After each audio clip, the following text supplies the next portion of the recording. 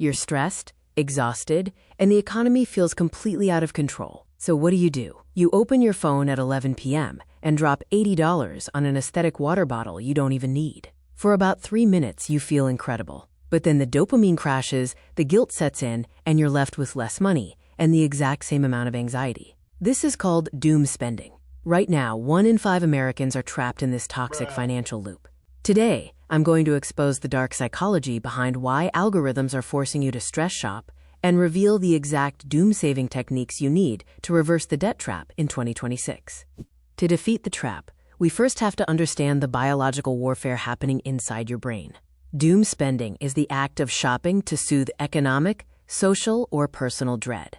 Unlike normal impulse buying, which is usually driven by excitement, doom spending is driven by pure exhaustion.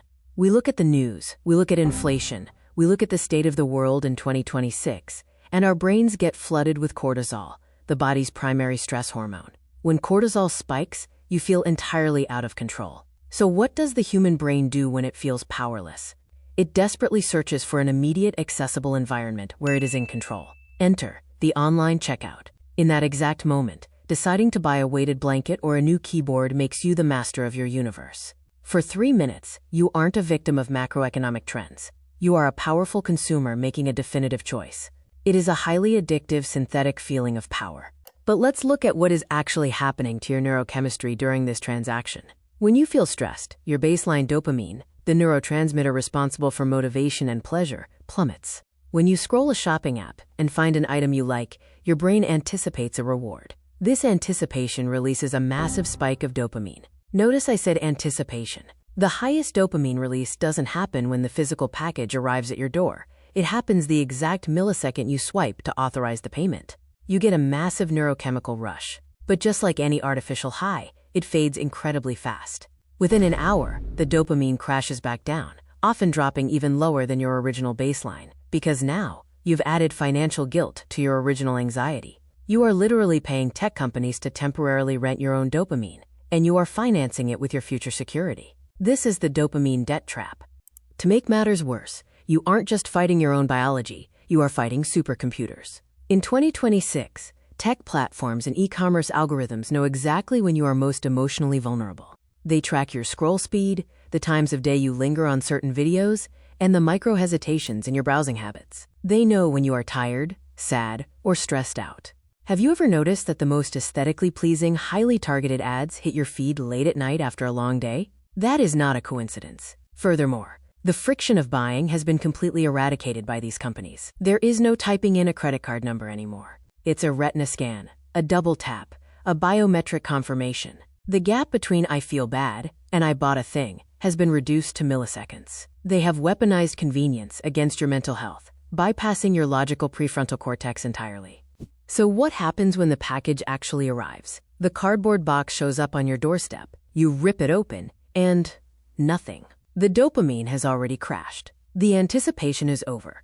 And now you are left with a piece of plastic you don't need, and a credit card balance you can't afford. This triggers the most dangerous part of the doom spending loop, the shame cycle. You feel bad about spending money, which ironically increases your baseline anxiety. And how has your brain been conditioned to cope with anxiety?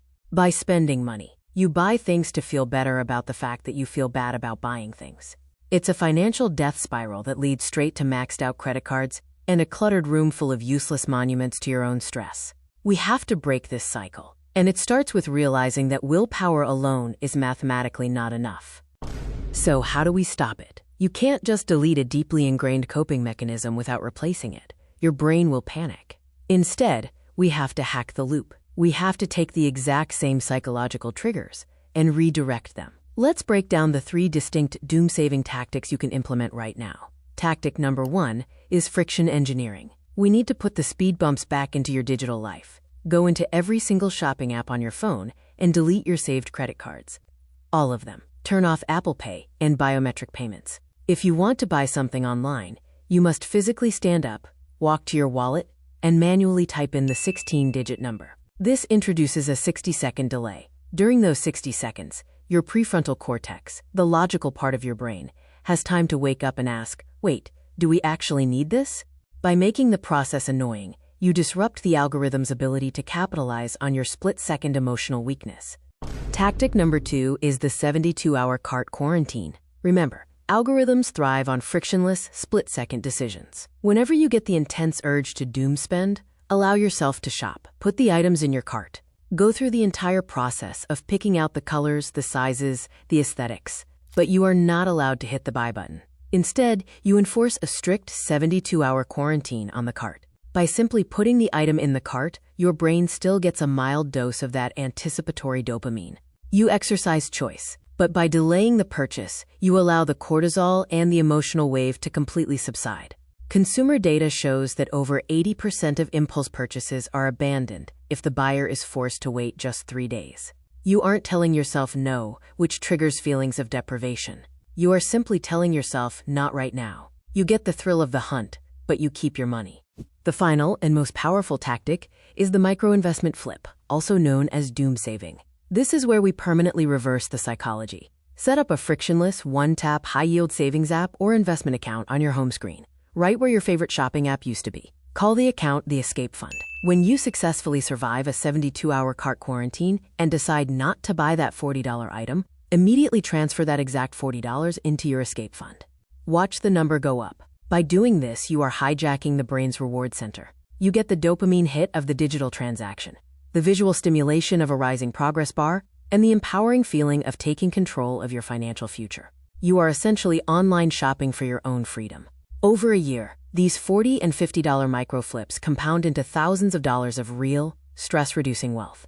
Doom spending is a modern illness born out of an incredibly stressful era. If you've fallen victim to it, forgive yourself. You are fighting against billionaires and algorithms designed to find your psychological weak spots. But by understanding the dopamine debt trap, applying friction engineering, enforcing the 72-hour quarantine, and flipping your habits into doom saving, you can take your power back. You can build a financial fortress that no algorithm can touch.